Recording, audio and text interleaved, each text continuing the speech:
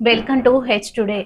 HM రూమ్లో ప్రభుత్వ ఉపాధ్యాయుడిపై భౌతిక దాడి. తోటి ఉపాధ్యాయులు తల్లి నిలుపుదల చేసిన ఆగని యువకుడు. వివరంలోకి వెళ్తే తల్లిని స్కూల్లో దింపడానికి ఓ యువకుడు కారులో రాజంనగర్ పంచాయతీ పరిధిలో గల డోలుపేట జిల్లా పరిషత్ ఉన్నత పాఠశాల వద్దకు వచ్చి గేటుకు అడ్డంగా కారు నిలుపుదల చేశాడు. పిల్లలు వచ్చే సమయం కావడంతో కారును పక్కన పెట్టమని టీచర్ చెప్పగా ఆమెపై రుసరుసలాడాడు ఆ యువకుడు. దీన్ని గమనించిన ఓ టీచర్ అబ్బాయిని మందలించడంతో వెంటనే యువకుడు తన తండ్రికి ఫోన్లో సమాచారం ఇవ్వడంతో ఆయన కూడా స్కూల్ వద్దకు చేరుకున్నాడు.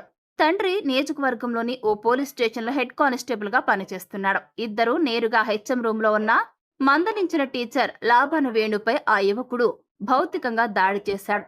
తల్లి తోటి టీచర్లు ఎంత వారించినప్పటికీ వినకుండా ముఖంపై పిడుగుదులు గుద్దాడు ఆ యువకుడు. చివరకు తోటి ఉపాధ్యాయులందరూ ఆ యువకుడిని లాగడంతో అక్కడి నుంచి వెళ్లిపోయాడు. గాయపడిన ఉపాధ్యాయుడిని స్థానిక ప్రభుత్వాసుపత్రికి తీసుకువెళ్లి వైద్యం చేయించారు. హెచ్ఎం పోలీస్ స్టేషన్ కు వెళ్లి రిపోర్ట్ ఇవ్వడంతో పోలీసులు సంఘటన స్థలానికి చేరుకుని వివరాలు సేకరించారు. ఈ యువకుడికి ఇదేం కొత్త కాదని, ఇది వరకు జరిగిన ఓ వివాదంలో భాగంగా అప్పటి హెడ్ కానిస్టేబుల్ పై కూడా స్థానిక పోలీస్ స్టేషన్ లోనే భౌతికంగా దాడి చేశాడు. తండ్రి ఓ హెడ్ కానిస్టేబుల్ కావడం, ప్రతి విషయానికి తండ్రి వెనకేసుకుని రావడం ఈ యువకుడు మరింత రెచ్చిపోతున్నాడని, అదే సామాన్యుడు గాని ఎటువంటి ఆధారం లేనివాడైతే పోలీసులు ఇలాగే వ్యవహరిస్తారా అని స్థానికులు ప్రశ్నిస్తున్నారు. అక్కడున్న ఉపాధ్యాయులందరూ యువకుడిదే తప్పని చెబుతున్నారు. ఇటువంటి వారిపై పోలీసులు కఠినంగా వ్యవహరించాలని ఉపాధ్యాయ సంఘాలు, స్థానికులు కోరుకుంటున్నారు. పోలీస్ డిపార్ట్మెంట్ కు చెందిన వారి కుమారుడు కావడంతో చర్యలు తీసుకుంటారా లేదా రాజీ చేస్తారా అని స్థానికులు గుసగుసలాడుకుంటున్నారు.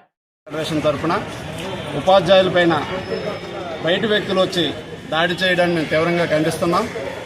దీనిపై తక్షణమే చర్యలు తీసుకొని ఉపాధ్యాయులంటే ఒక గౌరవప్రదమైన స్థానం నుంచి తల్లిదండ్రులు కానీ లేదా బయట వ్యక్తులు కానీ వాళ్ళపైన దాడి చేసి విద్యార్థుల దగ్గర చులకన భావన చేసేటట్లయితే భావితరంలో ఇంకా ఇది పెట్టలేకపోయి క్రమశిక్షణ లేకుండా విచ్చలవిడితనం పెరుగుతుంది కనుక ఖచ్చితంగా దీనిపైన చర్య తీసుకోవాలని ఆంధ్రప్రదేశ్ ఐక్య ఉపాధ్యాయ ఫెడరేషన్ తరఫున మేము కోరుతున్నాం.